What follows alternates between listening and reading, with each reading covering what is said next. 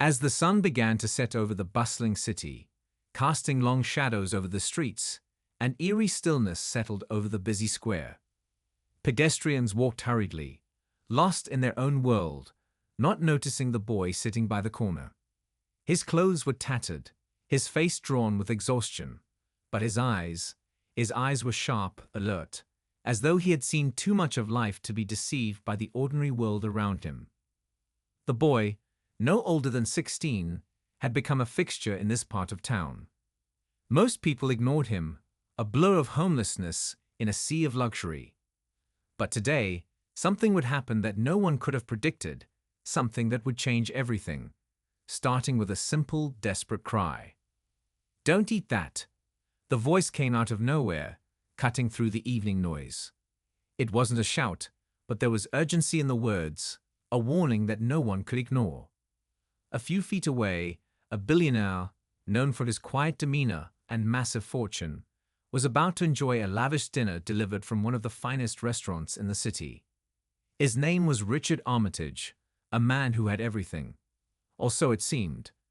Standing in front of him was a gourmet meal, perfectly plated, the kind of food most people could only dream of tasting. Yet, as his fork hovered over the first bite, something in the boy's shout made him stop.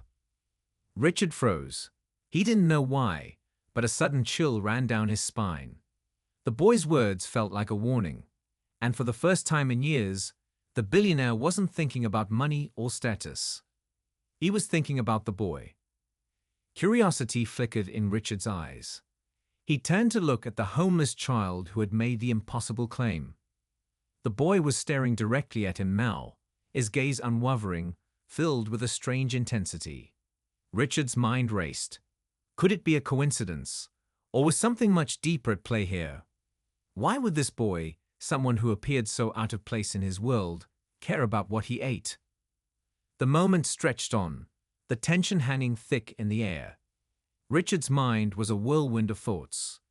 He had always been in control, had always made decisions based on logic and reason. But now, in the face of a boy with nothing, a boy who shouldn't have any power at all, Richard felt a crack in his unshakable confidence. "Why?" Richard asked, his voice barely above a whisper, as if he wasn't entirely sure he wanted to hear the answer. The boy didn't answer immediately. Instead, he stood up, his body trembling from the cold and hunger, but his eyes never left Richard's. There was something there, something Richard couldn't quite place. A secret, a knowledge. "You don't want to eat that," the boy repeated, his voice low but steady, as if it wasn't just a warning, it was a command. "Trust me." Richard hesitated, looking down at the food again, his mind racing. What if the boy was right? What if something was wrong with the meal? The wealthy businessman had tasted the finest dishes in the world, but this felt different. There was an unsettling feeling in his gut that he couldn't ignore. Before Richard could speak, the boy took a step closer, lowering his voice to a whisper. "You think you know everything about the world, but you don't." Richard felt his pulse quicken, a strange sense of unease bubbling up. He had never been one to believe in superstition or the supernatural. But there was something about this moment, something beyond the ordinary that made him second-guess everything. The boy's words hung in the air, heavy with meaning. Richard looked around, his eyes darting nervously between the boy and his food, the tension palpable in the freezing evening air. He could feel the weight of 1,000 questions pressing down on him. Why would a homeless boy care so much about what he ate? What was his connection to this meal? Was it possible that the boy knew something about him, something that could shake the very foundation of his perfect life? As Richard opened his mouth to ask more, the boy suddenly looked over his shoulder, his face hardening. "You need to listen. They're watching you." Richard's heart skipped a beat. The last words hit him like a punch to the gut. Who was watching him? And why? Before he could process the warning, the boy was gone, disappearing into the crowd with an almost supernatural swiftness. Richard stood frozen, his mind racing, torn between the unease gnawing at him and the promise of an untouched meal.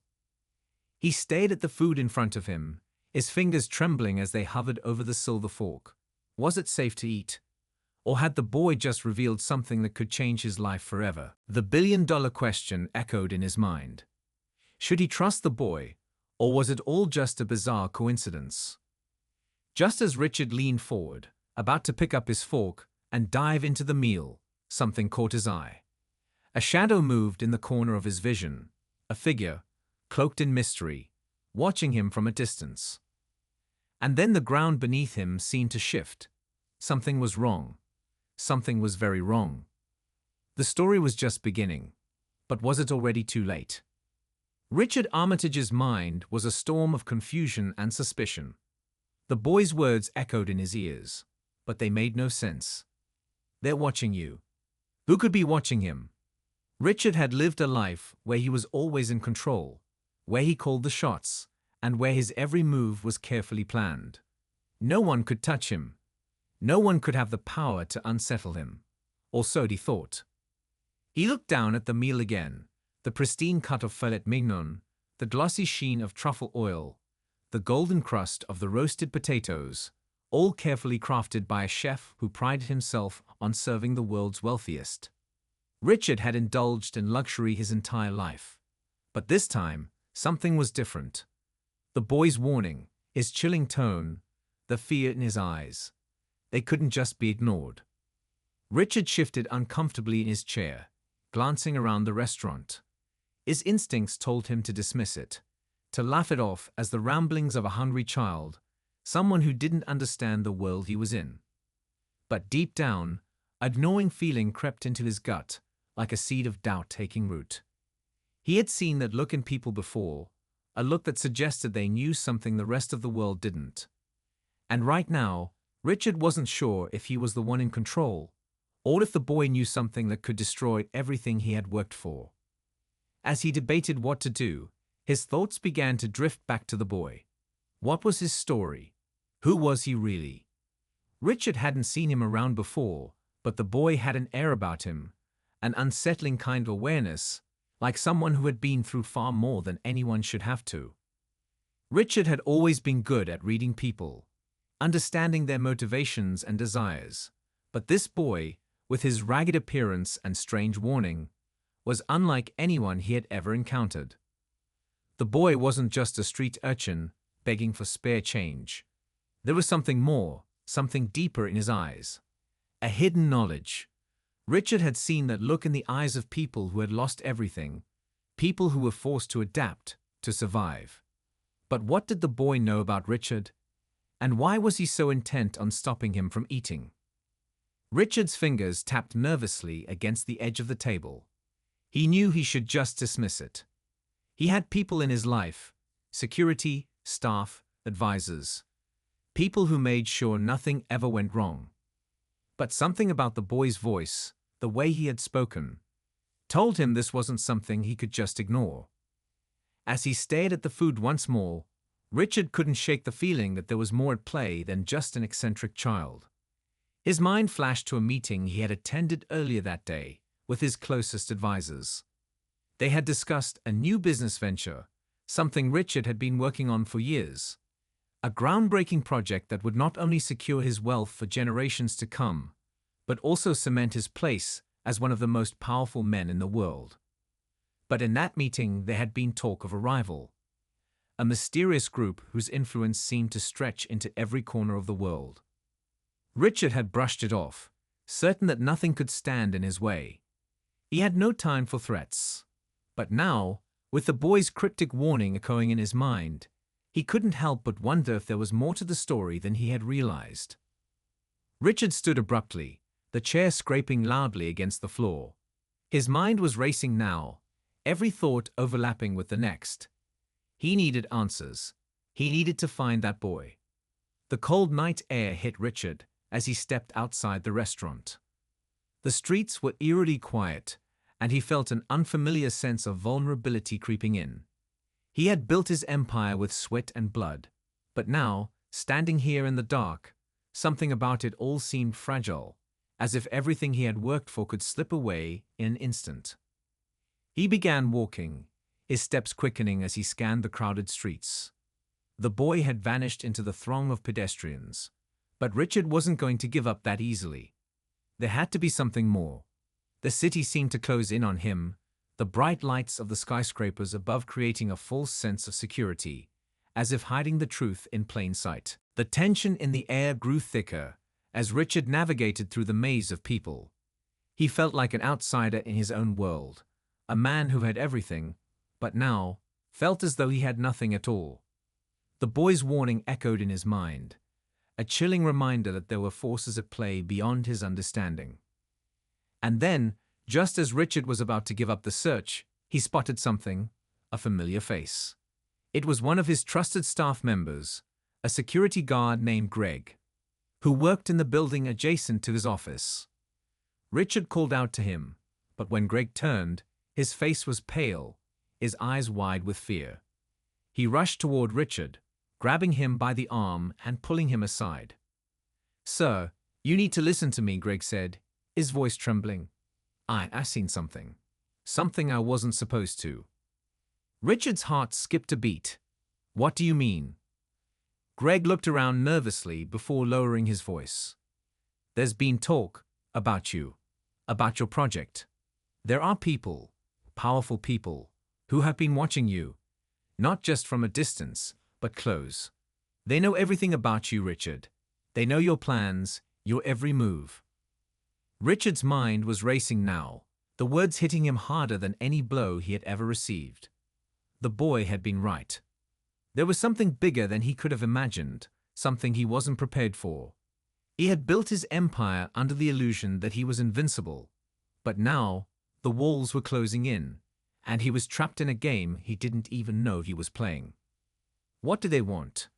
Richard asked, his voice barely above a whisper. Greg's eyes darted nervously. "I don't know, but they're dangerous. And they're not just watching you, they're waiting for you to make a mistake. And when you do, they'll be ready." The weight of Greg's words hit Richard like a ton of bricks. Everything he had worked for, everything he had built, was now hanging by a thread. And the boy, the mysterious homeless child who had warned him, was somehow tied to it all. But how? And what was the next move in this twisted game? As Richard stood there, the city around him seemed to pulse with a new kind of energy, one that felt dark, dangerous, and all too real. The boy had been right to warn him, but had it already been too late? Richard stood frozen, his mind still reeling from Greg's words. The pieces of the puzzle were starting to fit together, but they didn't form a picture he could recognize. The boy, the warning, the mysterious people watching his every move. It all pointed to something bigger than he had ever imagined. But what? And who were these powerful figures that seemed to be one step ahead of him? Greg's grip tightened on his arm, pulling Richard back to reality. "We need to move, sir. They're closer than you think." Richard's pulse quickened. The urgency in Greg's voice was clear. There was no time to waste. Without another word, Richard followed Greg as they hurried through the city streets. As they rounded a corner, Richard's mind raced, trying to piece together the threads of this tangled web. Had the boy somehow known about the people watching him? Was this all connected to the project, the one that was supposed to secure his legacy, the one that could make him untouchable? Suddenly, they stopped in front of a rundown building that Richard had never seen before. Greg glanced around nervously before pulling open the door. "In here," he said, ushering Richard inside. The building was dark and cold, the air thick with an uneasy tension. Richard followed Greg down a narrow hallway, his thoughts scattered. They reached a small, dimly lit room at the end of the hall. It was sparse, the only furniture a few chairs and a table. But what caught Richard's attention were the monitors, the multiple screens that lined one wall. They were all focused on a single image, the boy. Richard's heart skipped a beat. The boy wasn't just some random street kid. He was being watched. He was the key to everything. Greg stepped forward, pointing to the screen. "That's him. His name is Eli." "Eli?" Richard repeated, feeling a chill crawl down his spine. "Yes, Eli's been a part of this for years. He's been tracking you. He knows everything. Richard felt his legs go weak. What do you mean he's been tracking me? Greg met his gaze. Ely is part of a larger network. A group of people who have been monitoring your every move, Richard. Your project, your rise to power. It's all connected to them. They've been watching for the right moment to make their move. Richard's mind spun. All this time, he thought he was the one calling the shots. But it was clear now.